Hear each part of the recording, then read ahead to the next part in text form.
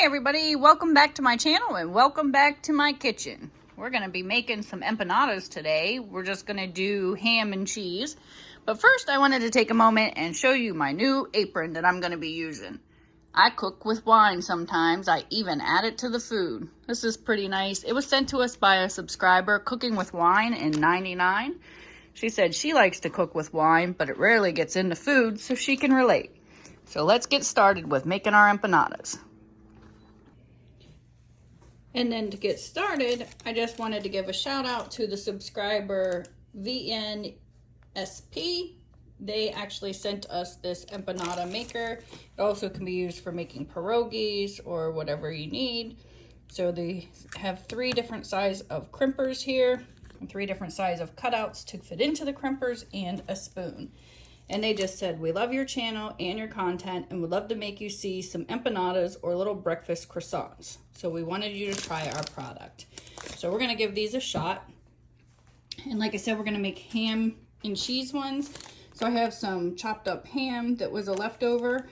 I have some cheese shredded. I used 3 different cheeses. I used a triple cheddar cheese, a mozzarella cheese, and a seriously sharp. This cheese is absolutely amazing if you love a sharp cheese. I'm going to throw in some bacon bits just because I have some, and I'm just going to empty the bag out of the refrigerator, and we're going to use some pre-made pie crusts. For my empanadas, I'm going to use this larger one. If I was making pierogies or raviolis, I would use this one. Pierogies, I would use this one, but I'm going to use this larger one for the empanadas.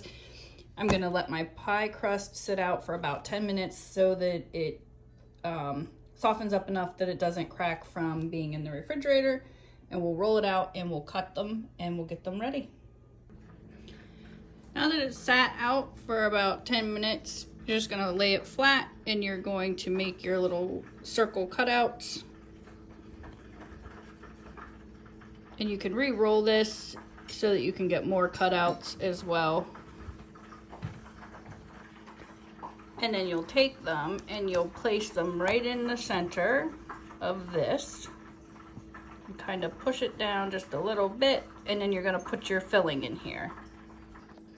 Once you got your filling in, so we have our ham, some bacon bits, and cheese, you're just gonna flip this right on over and it's going to seal it shut.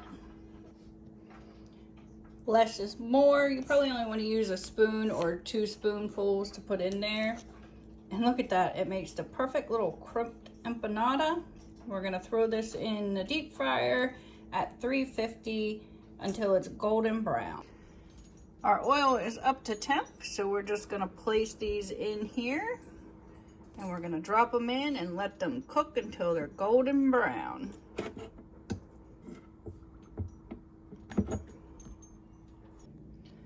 And there you have it, homemade ham and cheese empanadas.